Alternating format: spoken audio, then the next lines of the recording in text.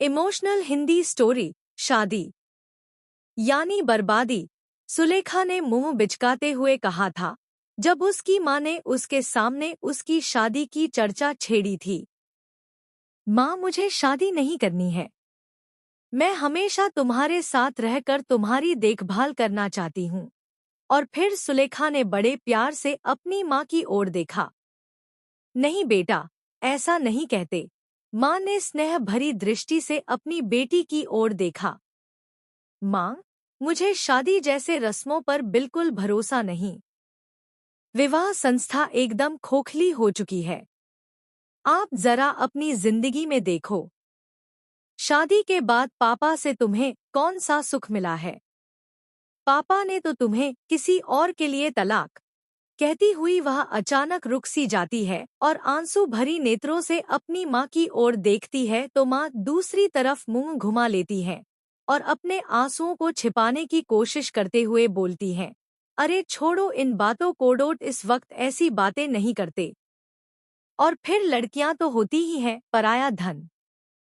देखना ससुराल जाकर तुम इतनी खो जाओगी कि अपनी मां की तुम्हें कभी याद भी नहीं आएगी। और वह अपनी बेटी को गले से लगाकर उसके माथे को चूम लेती है। मालती अपनी बेटी सुलेखा को बेहद प्यार करती है। आज 20 वर्ष हो गए उन्हें अपने पति से अलग हुए। जब मालती का अपने पति से तलाक हुआ था तब सुलेखा महज 5 वर्ष की थी। तब से लेकर आज तक उन्होंने सुलेखा को पिता और मां दोनों का ही प्यार दिया था। सुलेखा उनकी बेटी ही नहीं बल्कि उनकी सुख दुख की साथी भी थी। अपनी टीचर की नौकरी से जितना कुछ कमाया था वह सभी कुछ अपनी बेटी पर ही लुटाया था। अच्छी से अच्छी शिक्षा दीक्षा के साथ साथ उसकी हर जरूरतों का ख्याल रखा था। मालती ने अपनी बेटी को कभी किसी बात की कमी नहीं होने दी थी, चाहे खुद उन्हें कितना भी कष्ट झेलना पड़ा हो। आज जब वह अपनी बेटी की शादी कर ससुराल विदा करने की बात कर रही थी तो भी उन्होंने अपने दर्द को अपनी बेटी के आगे जाहिर नहीं होने दिया ताकि उनकी बेटी को कोई कष्ट ना हो। सुलेखा आजाद ख्यालों की लड़की है और उसकी परवरिश भी बेहद ही आधुनिक परिवेश में हुई है। उसकी मां ने कभी किसी बात के लिए उस पर बंदिश नहीं लगाई। सुलेखा ने भी अपनी मां को हमेशा ही एक स्वतंत्र और संघर्षपूर्ण जीवन बिताते देखा है। ऐसा नहीं कि उसे अपनी मां की तकलीफों का अंदाजा नहीं है। वह बहुत अच्छी तरह से यह बात जानती है कि चाहे कुछ भी हो, कितना भी कष्ट उन्हें झेलना पड़े झेल लेंगी, परंतु अपनी तकलीफ कभी उसके समक्ष व्यक्त नहीं करेंगी। सुलेखा का शादी से इस तरह बार बार इनकार करने पर मालती बड़े ही भावुक होकर कहती है, बेटा तू क्यों नहीं समझती? तुझे लेकर कितने सपने संजो रखे हैं मैंने, और तुम कब तक मेरे साथ रहोगी? एक ना एक दिन तुम्हें इस घर से विदा तो होना ही है। और फिर हंसते हुए वे बोलती हैं, और तुम्हें एक अच्छा जीवन साथी मिले इसमें मेरा भी तो स्वार्थ छुपा हुआ है। कब तक मैं तुम्हारे साथ रहूंगी? एक ना एक दिन मैं भी इस दुनिया को अलविदा तो कहने वाली ही हूँ। फिर तुम अकेली अपनी जिंदगी कैसे काटोगी? कहते हुए उनका गला भर्रा जाता है। योगेंद्र एक पढ़ा लिखा लड़का है जो कि एक प्राइवेट कंपनी में मैनेजर के पद पर तैनात है।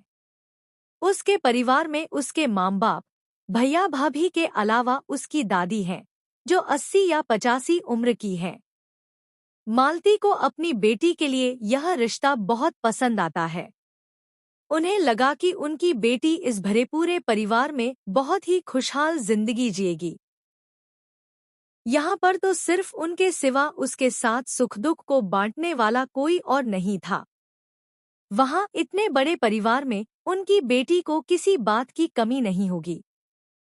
तो उन्होंने अपनी बेटी का रिश्ता तय कर दिया। मालती अपनी जिंदगी भर की सारी जमापूंजी, यहाँ तक कि अपने जेवर जेवरात जो अब तक उन्होंने संभाल कर रखे थे, को भी शादी का खर्चा जुटाने के लिए बेच देती हैं ताकि बड़े धूमधाम से अपनी बेटी को ससुराल के लिए विदा कर सकें। बेटी के ससुराल वालों को किसी भी बात की कोई परेशानी ना हो, इस बात का पूरा पूरा ख्याल रखा गया था। आखिर एक ही तो बेटी थी उनकी और उसी की खातिर तो वे वर्षों से पाई पाई जमा कर रही थी। विदाई के वक्त सुलेखा की आंखों से तो आंसू थम ही नहीं रहे थे।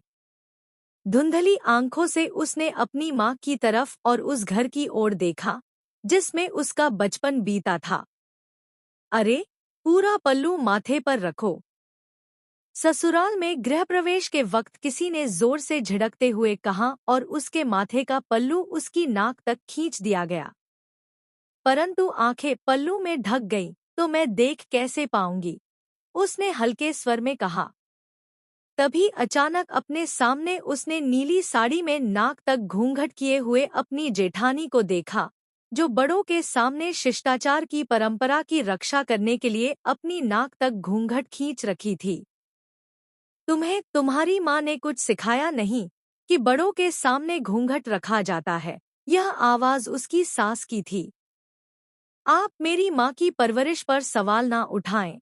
सुलेखा की आवाज में थोड़ी कठोरता आ गई थी। तुम मेरी माँ से तमीज से बात करो। योगेंद्र गुस्से से सुलेखा की ओर देखते हुए चिल्ला पड़ता है। ऐसा बर्ताव देख सुलेखा तिलमिला सी जाती है और गुस्से से योगेंद्र की ओर देखती है। अरे, नई बहू दरवाजे पर ही कब तक खड़ी रहेगी? कोई उसे अंदर क्यों नहीं ले आता? दादी सास ने सामने के कमरे पर लगे बिस्तर पर से बैठे बैठे ही आवाज लगाई। दरवाजे पर जो कुछ हो रहा था उसे सुन पाने में वे असमर्थ थी। वैसे भी उनके कानों ने उनके शरीर के बाकी अंगों के समान ही अब साथ देना छोड़ दिया था। यमराज तो कई बार आकर दरवाजे से लौट गए थे, क्योंकि उन्हें अपने छोटे पोते की शादी जो देखनी थी।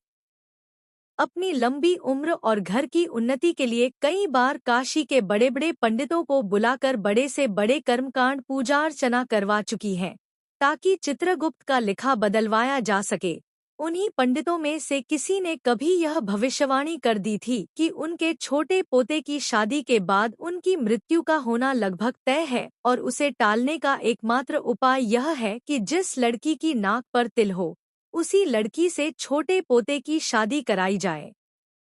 अतः सुलेखा की नाक पर तिल का होना ही उसे उस घर की पुत्रवधू बनने का सर्टिफिकेट दादी जी द्वारा दे दिया गया था और अब उन्हें बेचैनी इस बात से हो रही थी कि पंडित जी द्वारा बताए गए मुहूर्त के भीतर ही नई बहू का गृह प्रवेश हो जाना चाहिए, वरना कहीं कुछ अनिष्ट ना हो जाए। लेकिन घूंघट के ना होने पर उखड़े उस विवाद ने अब तूल पकड़ना शुरू कर दिया था। आप मुझसे ऐसी बात कैसे कर सकते हैं? सुलेखा गुस्से से चिल्लाते हुए बोलती है। तुम्हें तुम्हारे पति से कैसे बात करनी चाहिए? क्या तुम्हारी माँ ने तुम्हें यह भी नहीं सिखाया? घूंघट के अंदर से ही सुलेखा की जेठानी ने आग में घी डालते हुए कहा। अरे, इसे तो अपने पति से भी बात करने की तमीज नहीं है, सुलेखा की सास ने बेहद ही गुस्से में कहा। आप मुझे तमीज मत सिखाइए। सुलेखा के स्वर भी ऊंचे हो उठे थे। पहले आप अपने बेटे को एक औरत से बात करने का सलीका सिखाइए। सुलेखा, योगेंद्र गुस्से में चीख पड़ता है। चिल्लाइए मत। चिल्लाना मुझे भी आता है, सुलेखा ने भी ठीक उसी अंदाज में चिल्लाते हुए कहा था। इसमें तो संस्कार नाम की कोई चीज ही नहीं है। पति से जबान लड़ाती है, सास ने फटकार लगाते हुए कहा। आप लोगों के संस्कार का क्या? नई बहू से कोई इस तरह से बात करता है? सुलेखा ने भी जोर से चिल्लाते हुए कहा।